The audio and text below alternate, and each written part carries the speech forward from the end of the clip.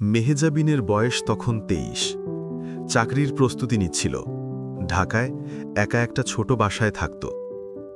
ওর প্রতিদিনের রুটিন ছিল সকালবেলা ফোনে রায়ানের মেসেজ পড়া, ঘুম থেকে উঠেছ। দুজনের পরিচয় হয়েছিল এক বন্ধুর মাধ্যমে। রায়ান ছিল শান্ত স্বভাবের, একটু গম্ভীর, কিন্তু মেহজাবিনের হাসিতে নরম হয়ে যেত।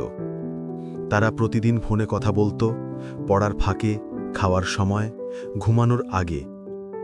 ১ বছর কেটে গিয়েছিল ওদের এই ছোট দুনিয়ায়।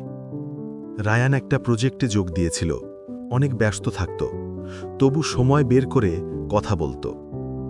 কিন্তু একদিন সকাল থেকে ফোনটা বন্ধ। প্রথমে মেহজাবিন ভাবল ব্যাটারি শেষ। দুপুরেও খবর নেই, রাতেও না। পরের দিনও রায়ানের ফোন বন্ধ। ও ভাবল হয়তো অফিসে প্রেশার আছে। তৃতীয় দিন ওর ভেতরে অজানা ভয় কাজ করল।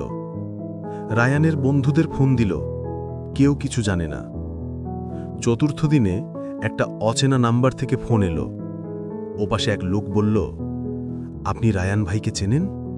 জি, আমি মেহজাবিন। লোকটা একটু চুপ করে বলল, দুঃখিত, উনি সড়ক দুর্ঘটনায় মারা গেছেন। আমরা তার ফোনটা উদ্ধার করেছি। কথাটা শেষ হওয়ার আগেই ওর হাত কাঁপতে শুরু করল। মোবাইলটা মেঝেতে পড়ে গেল।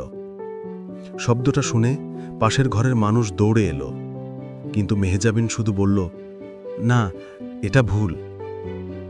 তারপর থেকে ওর জীবন থেমে গেল যেন। ফোনটা পাশে রাখত, রায়ানের নাম্বার ডিলিট করতে পারত না। প্রতিদিন ঘুমানোর আগে সেই নাম্বারটা স্ক্রিনে দেখত, তারপর ফোনটা বুকের ওপর রেখে চোখ বন্ধ করত। ২ মাস পর ওর জন্মদিনে হঠাৎ একটা অজানা নাম্বার থেকে মেসেজ এলো, শুভ জন্মদিন, হাসবে, ঠিক আছে।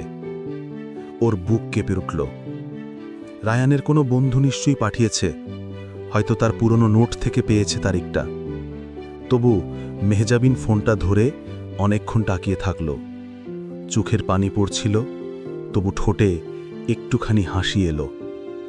ওর মা একদিন বলল, তুই আবার নতুন করে জীবন শুরু কর মা। মেহজাবিন ধীরে বলল, আমি চেষ্টা করছি, কিন্তু কিছু ফোন আছে যেগুলো আর বাজে না, তবুও মনে হয় একদিন হয়তো বাজবে। এখনো প্রতি রাতে ঘুমানোর আগে সে ফোনটা পাশে রাখে। কখনো স্ক্রিন জ্বলে উঠলে বুক ধড়ফড় করে, কিন্তু জানে ওটা শুধু নোটিফিকেশন, রায়ান নয়। তবু সে রাখে, কারণ কিছু মানুষ চলে গেলেও ওদের নাম্বারগুলো মুছে যায় না। এতক্ষণ তোমাদের সাথে ছিলাম আমি, আব্দুল্লাহ নূর। গল্পটি কেমন লাগলো কমেন্টে লিখো। ভালো লাগলে একটা লাইক দাও, আর প্রতিদিন নতুন গল্পের জন্য সাবস্ক্রাইব করো। ধন্যবাদ আমাকে শোনার জন্য। ভালো থেকো সব সময়।